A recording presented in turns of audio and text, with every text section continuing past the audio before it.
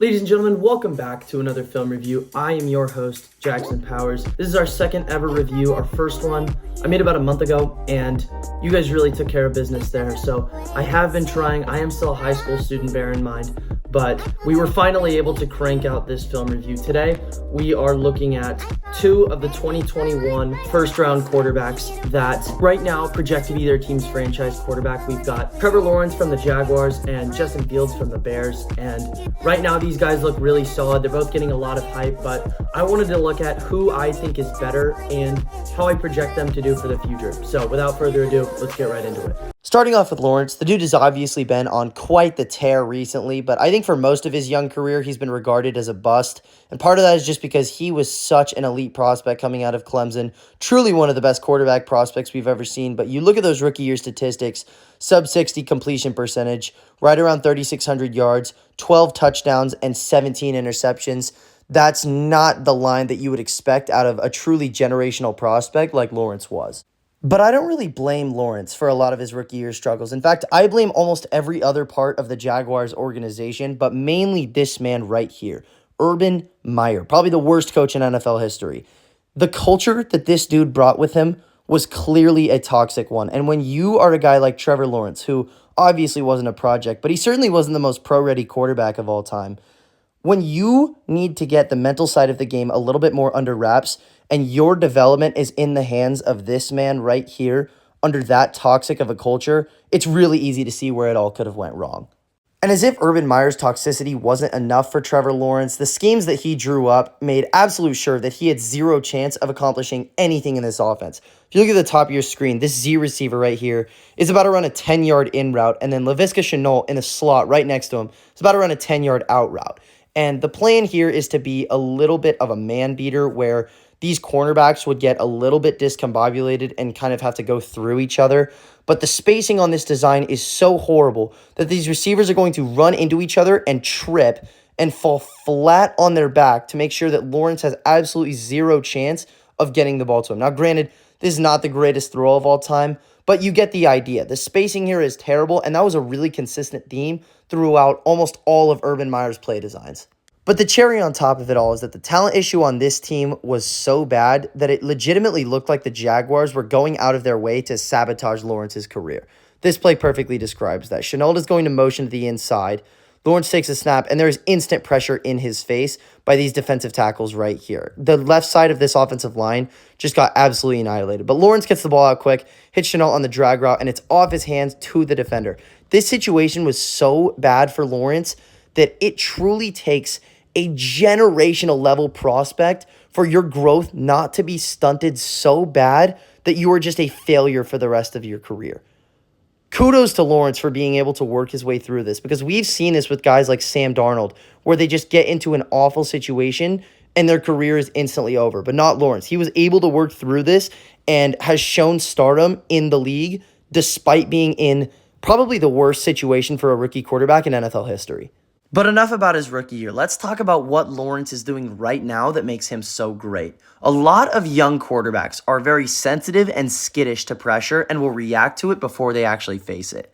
Lawrence is not one of those quarterbacks. His ability to move fluidly through the pocket and his willingness to step up and take a hit while delivering a throw is so admirable, especially for a guy who is only in his second year. I love this play that he made against the Titans because it does a really great job encapsulating the almost sixth sense that Lawrence has and how smart he is with it. So the Titans are showing a bear front right now, which means they've got 5 on the defensive line, 2 linebackers, one of which they're kind of bringing on the right side right here, and then they're flowing that strong safety into the box. Now, this could indicate a blitz, but when Lawrence takes the snap, they only rush 4, but all of that 4 is coming from this right side, and the idea there is that 37 can kind of get around the edge and just get a free pressure on Lawrence, because he's further out than the right tackle. ETN picks up this blitz, but he gets pushed back a lot, and 37 tries to make a swipe at Lawrence. Lawrence has the vision to evade it and tries to run to his right, but 75's guy right here is going to be able to disengage, and I think if Lawrence keeps running to his right, he's going to get chased into something or maybe have to throw it away. So Lawrence stops, flows to his left, and makes an absolute dime to Jamal Agnew. And there's probably a lot of guys who can create broken plays like this, but not a lot of them have the vision to see all of this pressure and have the poise and the nuance to be able to react accordingly like Lawrence just did. The arm talent with Lawrence is absolutely off the charts. Play action to ETN, faces pressure to his right, so he flows left. And in double coverage, an absolute dime off of the hands of Zay Jones. That's a ball that he 100% should catch. For only being in his second year, Lawrence's game IQ really is ahead of the curve. He's going to motion Zay Jones out to the Z receiver here. And pre-snap, the Titans are showing a possible cover 3 look because we got the one high safety, and then these two cornerbacks are giving a decent amount of space to the receivers. But this team is infamous for its disguised coverages. So what they're going to do is by the time Lawrence takes the snap, they're going to drop back into a cover 2. And you can tell because they've got the 2 high safeties right here, and they got these 5 defenders taking away the intermediate levels of the field. Well, Lawrence is able to diagnose that pre-snap, which is really impressive to do as such a young quarterback. And what he's going to do, he's not even going to drop back. He's going to take the snap and kind of just pivot back and gear in a throw right here between these 2 intermediate defenders when Zay Jones takes his slant. And it's a really nice tight window throw by such a smart read. But Zay Jones is going to drop it once again because he sells every single clip that Lawrence can make. Trevor Lawrence currently has the 4th lowest time to throw in the league, but his intended air yards per attempt is sitting at 7.5 right now, which is nothing crazy. It's probably on the lower half of things, but definitely closer to the middle of the pack than it is the bottom of this list. And that's telling me 2 things. The first is that Doug Peterson's scheme probably isn't stretching the field super vertically. It's definitely no kind of like college-style RPO offense, but we're not looking at a Patrick Mahomes to Tyreek Hill type of connection here. And the other thing that it tells me is that Trevor Lawrence can progress through his reads at the speed of light, and I have seen him do it multiple times. This play does a really great job of showing how fast Lawrence can go through his progression. So you're going to see him take the snap. His first read is on the right, and he decides it's not there. Whips his head over to the check down. That's also not there. Finally, he finds Dan Arnold over the middle, who drops it once again. That's been a consistent theme, but that's a conversation for a different time. I'm going to show this in real time so you can see how fast he goes from 1 to 2 to 3. Snap, not there. Check down, not there. Fires it over the middle. That confidence and that decisiveness is so nice to see because you see a lot of young guys just staring down routes, and it makes their sack percentage really high and makes them a lot more prone to turnovers. And that's why you see Lawrence's average time to throw is so low because he can just move through reads so fast. And that's a really great trait for a young quarterback. Now, I think Lawrence is really great, and I project him to have a pretty long NFL career, but there's certain aspects of his game that are just not on point right now. The first of which is his accuracy. It's not bad, but I would say it's inconsistent, and it seems to become errant whenever he's about to make a big play, like he is right here. If he hits Christian Kirk on this corner route, that's probably a touchdown. There's enough separation, and I think there's enough distance between him and the pylon that he could probably make a catch in bounds. But Lawrence just misses this throw, and that's been a decently consistent theme with him this season.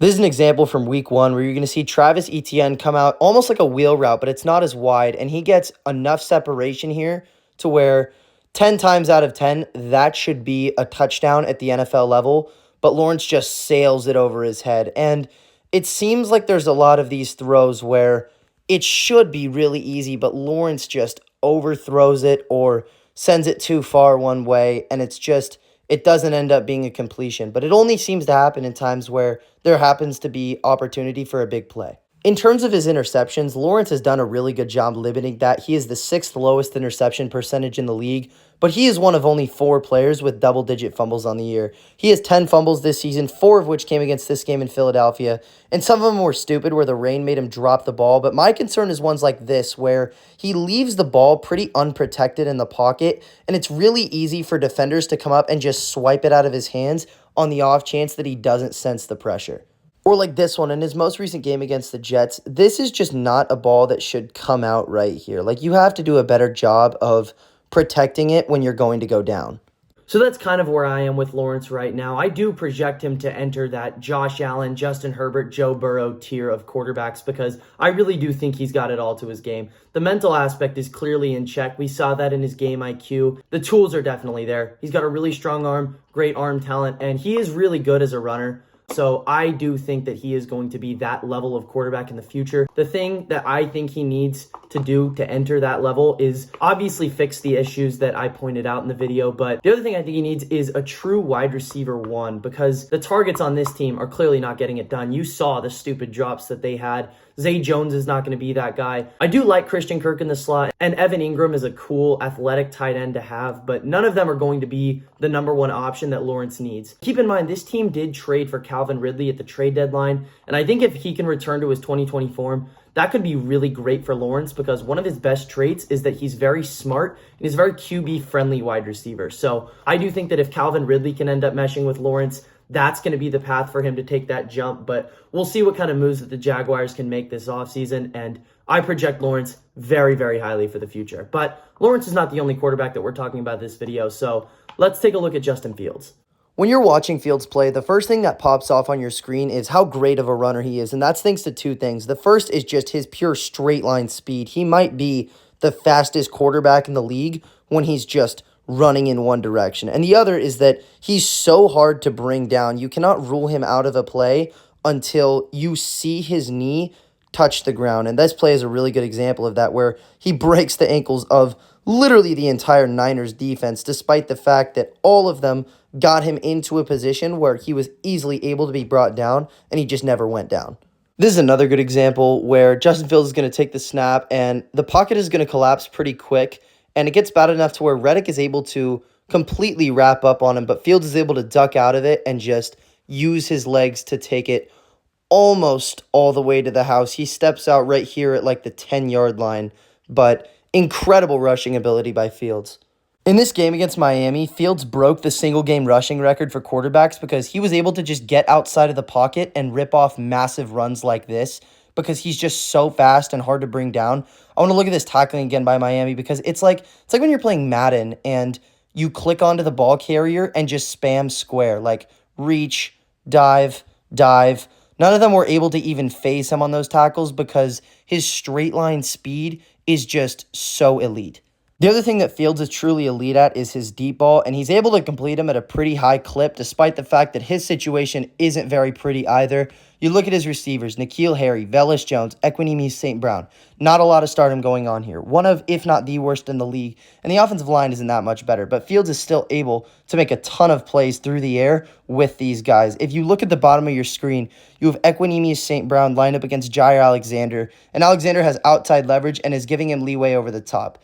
Off the snap, Equanimeous St. Brown is going to sort of move to the outside. He sells it a little bit, and then when he cuts a little bit inward and then just kind of worms it up the field. And Alexander thought that this route was going to be a little bit more flat, but St. Brown is able to just beat him over the top, and with pressure in his face, Fields just drops it right into the breadbasket for St. Brown. This throw right here against the Bills was really nice, where Fields is going to take the snap, play action, and on this middle part of your screen, Velus Jones is going to be running a post, but he doesn't sell his route very well, right? Where if you look at him, he kind of more turns right than actually cuts, and the safety's able to go pretty much step for step with him. And then you've got right here a converging Tre'Davious White, but what Fields is going to do is instead of pushing this ball further down the field and into the angle between the cornerback and the safety, he's going to throw it closer to the sideline, where if you watch Tre'Davious White, he has to flip his hips and run all the way towards the sideline, where Velus Jones has the opportunity to just outrun him, and that is a ball where only his receiver could make a play on it. That is a beautiful, beautiful pass with anticipation and makes it a really hard play for both defenders. So those are the things that I really like about Fields, but I want to talk about what are his weaknesses and why has he really burst onto the scene as of late. So the first weakness that I could find with him is that I don't think he goes through his progressions very well like we saw Lawrence do. In this play, you're going to see it. These two outside receivers are going to run basically like two post routes, and then Darnell Mooney on the inside is going to break this into almost like a corner route, and it gets wide open because these two guys have to take the over-the-top posts. And I want to say that Savage has to pick up on Mooney right there. But even if it's not there, you've got David Montgomery right here on the check down and Cole Kmet right there on the curl wide open. But Fields doesn't find any of them and kind of dances around in the pocket and gets sacked. And I think a guy like Lawrence would find at least one of those three guys and be able to hit them on a completion. In this Packers game, Green Bay was consistently only dropping 6 guys into coverage because they knew that Fields was not going to hit the extra hole in the zone that they were offering. In the last clip, they sent 5 on the blitz. In this clip, they're going to send 4 along with a QB spy so he doesn't run. Fields is first going to look to his left side, and here we see Dante Pettis runs a really nice route where this cornerback is giving him over the top leverage. So Pettis is going to threaten vertically and then settle in the zone and attack the ball, which is what you're taught to do as a receiver. And that right there is a throw that would pick up the first down. This is 3rd and 10, so you need to make a play that will move the sticks or else you're going to have to punt. And Pettis makes one here. This is a route that you could definitely hit and easily pick up the first down. But you're going to see right as he settles, Fields is going to shift his weight and look towards his right side. And when he does, this receiver right here is wide open on the go route. And Fields' bread and butter when throwing the ball is the deep ball. So I don't know why he doesn't let this one rip. When David Montgomery finally leaves the pass protection here and settles for the check down, that is the route that Fields hits. And it only picks up 7, and the Bears are forced to punt. I also think Fields' decision-making leaves a little bit to be desired sometimes. They're going to be in a trips formation here, and these two outside receivers are going to be running a smash concept, which means the guy on the farthest to the right is going to run a really short curl, and then this slot receiver is going to run a corner route. And you're going to see once this develops, the curl is open instantly, and this is 3rd and 1, so if you pass it to him right there, easy first down. But Fields wants a little bit too much, and you're going to see those two defenders on top of the corner route are going to converge at first, and then it's going to kind of open up, and Fields does a little bit too much, and it ends up getting picked off. A lot of his bad decisions seem to come when he's in the fourth quarter. Fields has 10 picks thrown on the year, 6 of which have been thrown in the fourth quarter. And a lot of them are ones like this, where he just makes a really bad read, throws this deep ball into triple coverage, and just misses it. When if you look at this left side of the screen, you've got a guy heading towards the sideline, and if you lead him there, that's an easy completion, but just makes the wrong read and throws up a really stupid pass. Similar to Lawrence, I think Fields has a little bit of an accuracy issue, right? Play action. He has a really nice read up the seam here. Cole Kmet is wide open, but he just misses, and it's an easy pick for the Texans defender. And these accuracy issues and decision-making problems also seem to worsen when he's under pressure, right? He takes the snap, play action. Khalil Herbert does a really bad job of picking up this blitz, but there's also another unmanned blocker coming for Fields. So he's kind of screwed right here, but you would like him to just throw it away or maybe see if he can make a play with his legs, but he kind of just run backwards and chucks it up to Cole Kmet and misses him, and Okudah has an easy pick 6 that would end up giving the Lions the game. That's kind of my idea on how I feel about Fields as a quarterback right now. But if you go and even just look at his box scores, the first couple weeks of the season, he produced very poorly, and the offense was clearly just not moving the ball well. And then it just shot through the roof. The offense is incredible right now, and Fields is absolutely balling. So I kind of wanted to investigate what changed there. What exactly made his production just shoot through the roof like that? So that's what I looked at. When you look at Fields' brand of football, he's someone who really relies off of creating explosive plays, whether it be through the ground or throwing one of his signature deep balls. He's someone that can get you a lot of chunk plays, but there are a lot of negative plays that come with that. Right here, he is 3rd in the league in time to throw, along with being 1st in the league in sack percentage and 2nd in the league with interception percentage. While he does create large positive plays, there's also a really big amount of negative plays with him. At the beginning of the season, the Bears' strategy was kind of to mitigate his negatives as much as possible, where there's a lot of motion offense like this, or screens, or just 1 or 2 read plays, where Fields could get the ball out quick, and it wouldn't really test his mental side as much as the game plan was to try and fool the defense. But this quickly didn't work because Fields was still holding on to the ball for a really long time, and the offense just wasn't moving the ball. But by the midway point of the season, Fields and this Bears offense were just not firing on all cylinders, and it was time for Matt Eberflus and the rest of the coaching staff to make some changes. The first thing that they did is they made the reads a lot easier for Justin Fields to find. There's a lot of high-low concepts, as you can see here, where this Z receiver is going to run a hitch, and this guy in the slot is going to be running a slot fade. And the idea there is that you're putting a receiver behind and in front of the defender. Whichever one he doesn't take, that's the guy you hit. The Bears are also stretching the field a lot more vertically because Justin Fields obviously is really good at deep balls, but even when they were running short concepts, Fields holds onto the ball for a really long time no matter what. So at least if you're making those route concepts a lot longer developing, the expected value is going to go up, right? Where you see that slot fade and Cole Kmet's running a streak up the middle, that's who Fields is going to throw to because he has a ton of pressure in this face. This right guard got murdered by the simulated pressure. But he throws it to Cole Kmet, and it's honestly not a bad ball. Cole Kmet just doesn't have the biggest catch radius in the world, but that's kind of the idea of this offense. But the other reason that this offense is so good for Justin Fields is that it makes it a lot easier for him to run in two different ways. The first is that since they're stretching the field vertically so much and there's so few reads, if Fields just decides that he doesn't like the options that he has, he can just take it and make a play with his legs, right? Where there's only two real routes developing here, and one of them's going deep into almost double coverage once this safety ends up converging. And then this is an in-breaking route that's pretty well blanketed. So Fields just decides, I'm going to take this and run, and picks up a couple yards. And the other reason that this offense makes it so much easier to run for Fields is that they're doing a lot more designed QB runs or stuff like this where play action up the middle, Fields just takes it straight up the gut. And you don't see a lot of quarterbacks do that. You really have to be big enough and quick enough for your team to be able to trust that in you. And the Bears clearly are just trying to open the run game up as much as possible for Fields because he is just so good at creating yardage with his legs. If you talk to almost any high-level coach, they will tell you that a lot of a football game is based around creating and minimizing explosives. And now that Fields has the room to do what he really wants to do in the offense, the explosives that the Bears are creating are absolutely through the roof. And yeah, there's still a lot of negative plays, but I think the results speak for themselves. The yards are a lot higher, the Bears are scoring a lot more points, and in general, the flow of the entire offense is much better.